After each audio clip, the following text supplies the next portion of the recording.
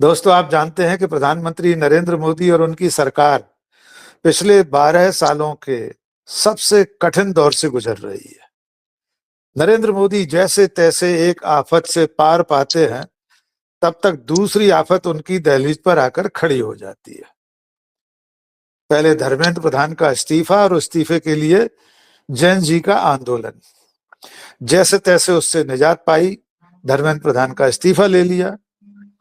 लेकिन उस आंदोलन में पुलिसिया जुल्म का मामला गर्मा गया। अब अमित शाह के इस्तीफे की मांग चल पड़ी है। राहुल गांधी और तमाम विपक्ष अमित शाह को कुर्सी से हटाने पर आमादा है। जैसे तैसे उससे डील करने की कोशिशें चल रही हैं, तब तक नितिन गडकरी संकट में आ गए। इथेनॉल के मामले पर अरविंद केजरीवाल ने और आम आदमी पार्टी ने अभियान छेड़ दिया है। इन तमाम घटनाक्रमों में एक बात और उठ रही है कि कहीं ऐसा तो नहीं कि मोदी के कुनबे में कलह अंदर ही अंदर शुरू हो गई हो। नरेंद्र मोदी के गिरते ग्राफ को देखते हुए जो दूसरे बड़े नेता हैं, उन्हें यह संकट दिखाई दे रहा हो कि अब ब्रांड मोदी से चुनावी नैया पार नहीं हो सकती। ये भी हो सकता है कि नरेंद्र मोदी के खिलाफ मोर्चेबंदी हो गई हो। यह भी हो सकता है कि मोदी के बाद अमित शाह, जिनकी संभावनाएं देखी जा रही हैं कि who is after Modi, Amit Shah. तो कहीं कुनबे के भीतर इन तमाम सवालों को लेकर सिर्फ फटव्वल तो नहीं शुरू हो गई है, और आने वाले दिनों में नरेंद्र मोदी कैसे इससे पार पाएंगे, ये कई ऐसे सवाल हैं जो दिल्ली के सत्ता के गलियारों में पूछे जा रहे हैं। इन सवालों की पड़ताल के लिए हमारे साथ हैं देश के जाने माने पत्रकार अनिल त्यागी जी। अनिल जी ने दिल्ली की राजनीति को दशकों में बहुत करीब से देखा है। कई प्रधानमंत्रियों को भंवर में फंसते देखा, उससे निकलते देखा, सत्ताएं आते जाते देखी हैं। अनिल सर, मेरा सीधा सवाल यह है कि इस वक्त नरेंद्र मोदी को आप कहां खड़ा देख रहे हैं? क्या आपको भी लगता है कि ब्रांड मोदी अब धीरे धीरे दरक रहा है? और फिर उस पर आएंगे हम आगे बातचीत में कि ये कुनबे की कलह तो नहीं है कहीं।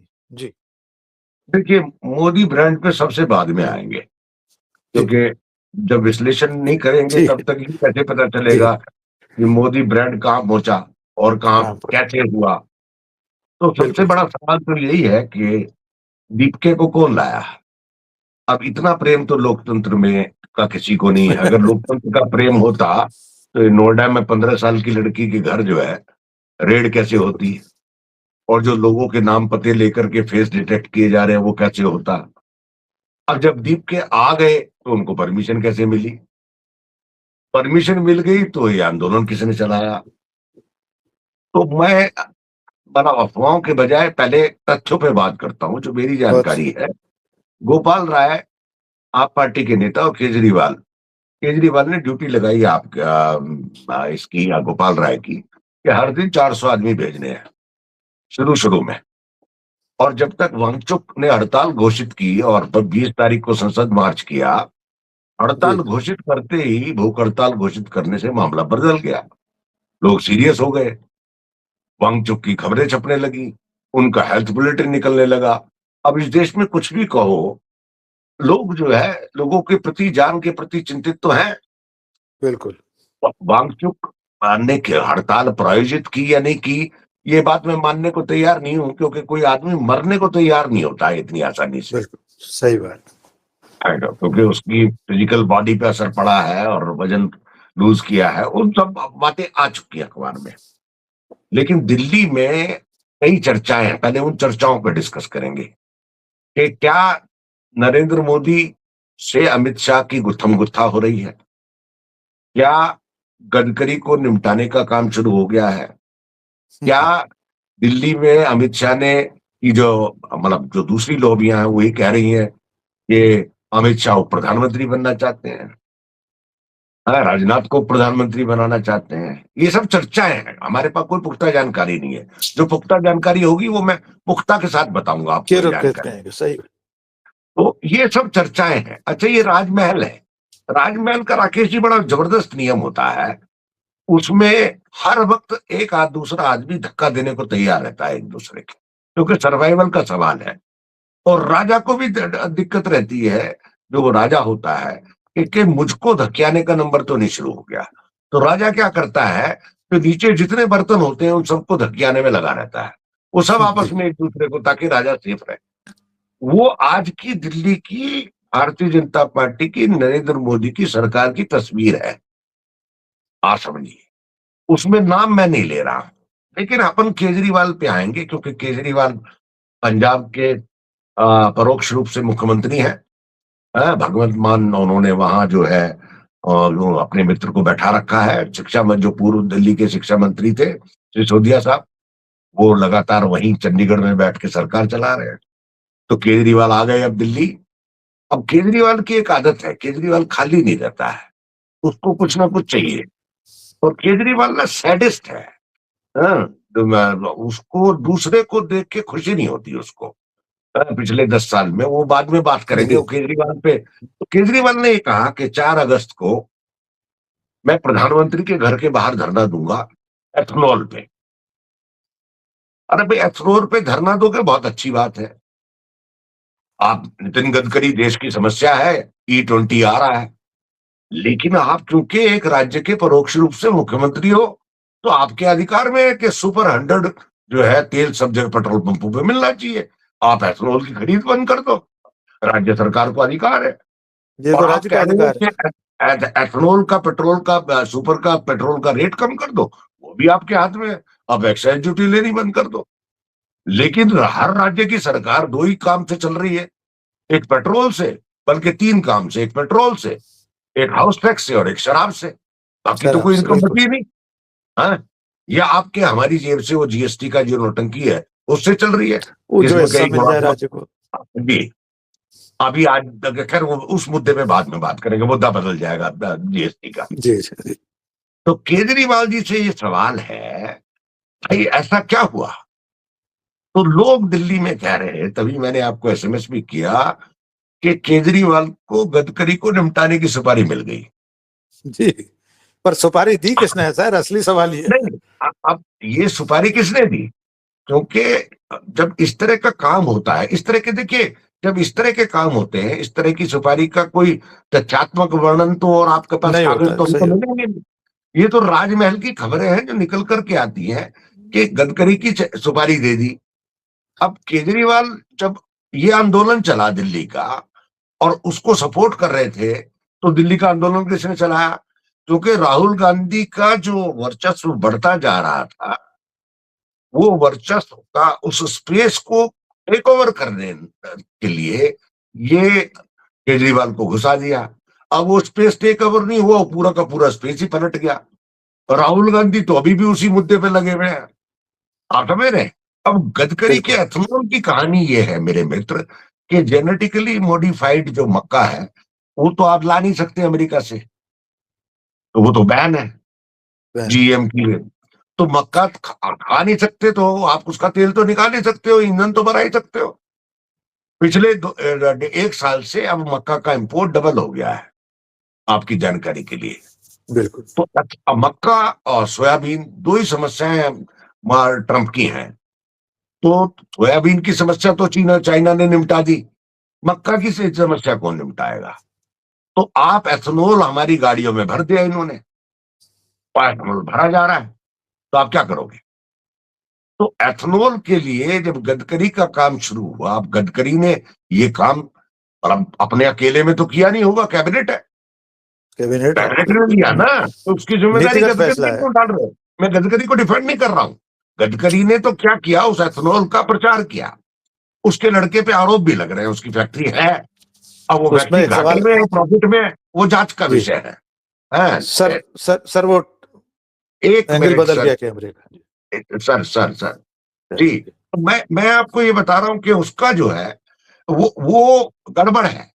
तो ये सारा का सारा केजरीवाल को 4 अगस्त को वहां चलाने का जो काम है, अभी एक और इसके संदर्भ में बात आती है। इन्होंने देवेंद्र फडणवीस को दिल्ली बुलाया, नागपुर से देवेंद्र फडणवीस आए, उनको कहा कि एचआरडी मिनिस्टर हो जाओ।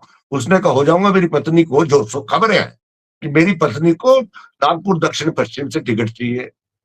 सुनने में ये भी आया कि गडकरी ने कहा अगर ये दिल्ली जाएगा तो मेरे बेटे को दक्षिण पश्चिम से टिकट चाहिए।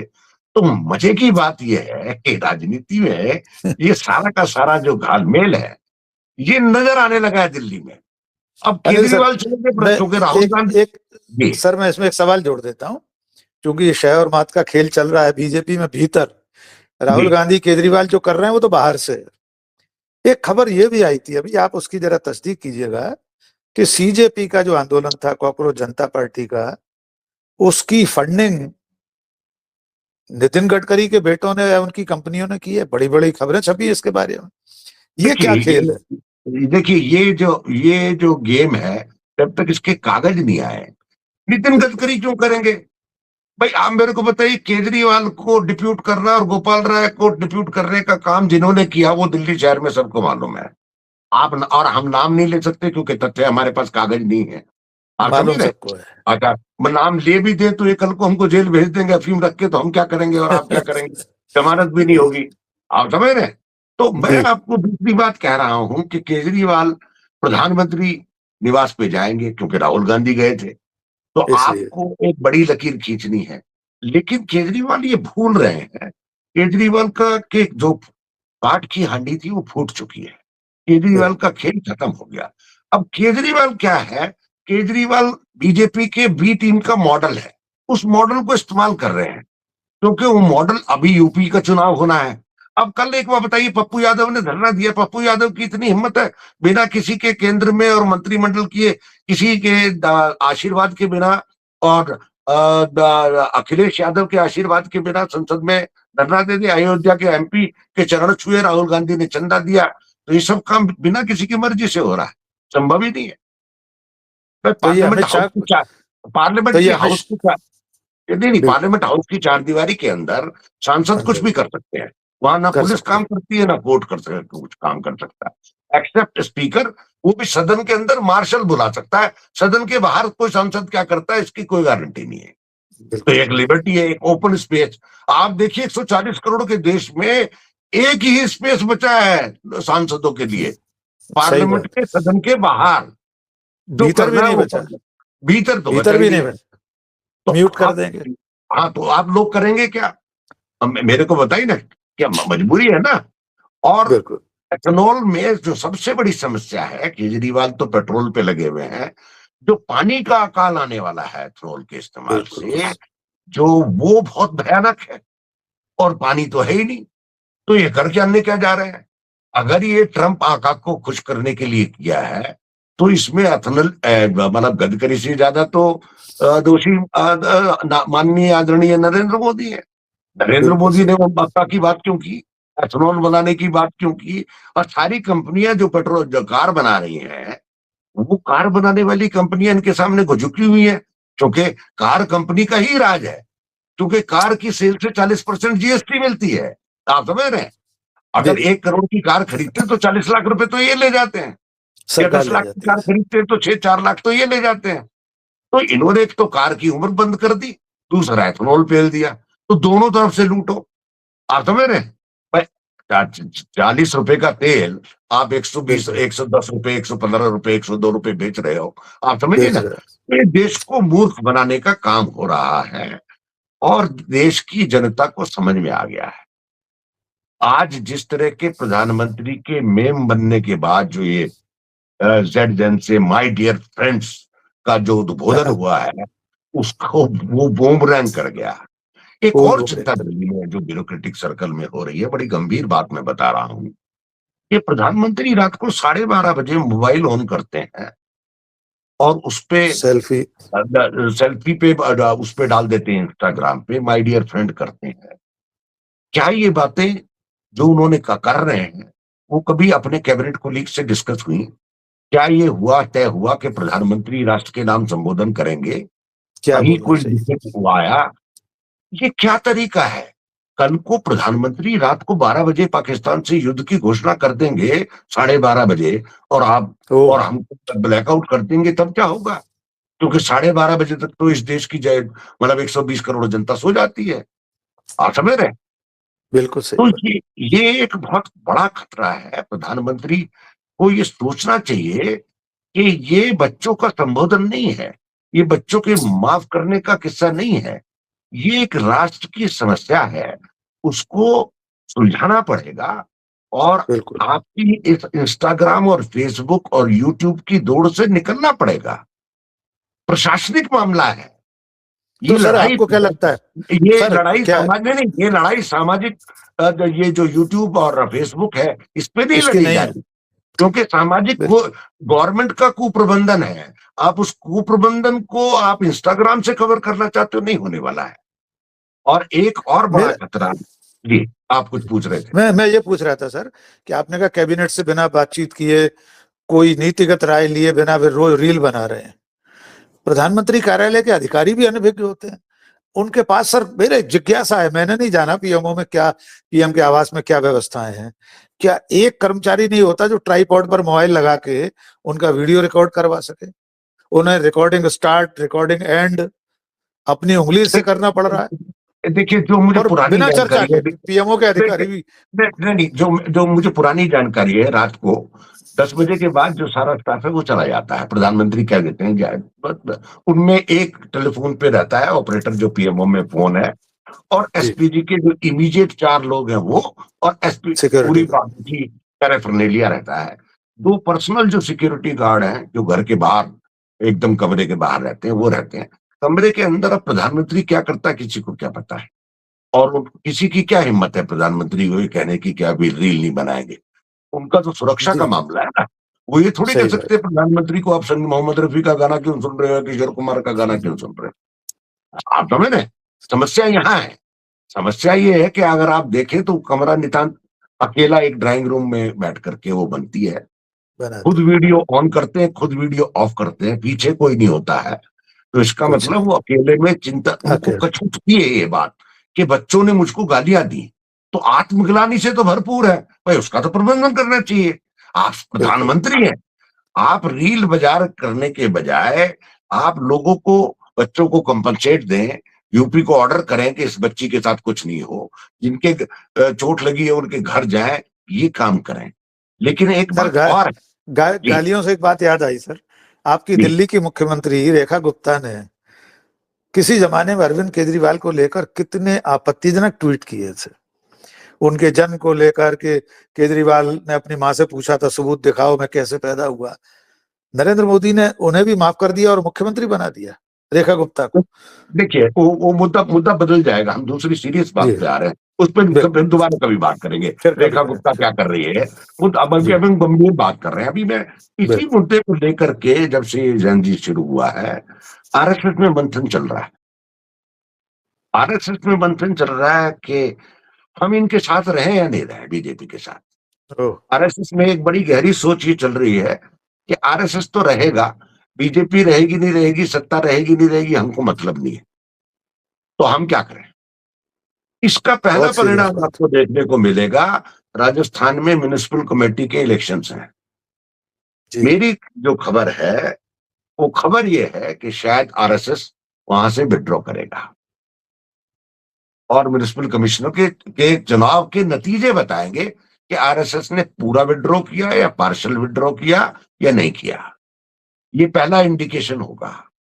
और दूसरी बात एक बड़ी इंपॉर्टेंट, आज चिदम्बरम ने अपने आर्टिकल में लिखा है, जी, तमिलनाडु के चुनाव को लेकर के नरेंद्र मोदी जी, कोई आश्चर्य नहीं होना चाहिए 2029 में आपके पैरों से जमीन खिसक जाए, क्योंकि लोग रील बनाते ही रह जाएंगे। जेन जेड को न किसी चंदे की जरूरत है, न किसी प्रचार की जरूरत है, और सारा इलेक्शन उसकी तरफ से पलट जाएगा।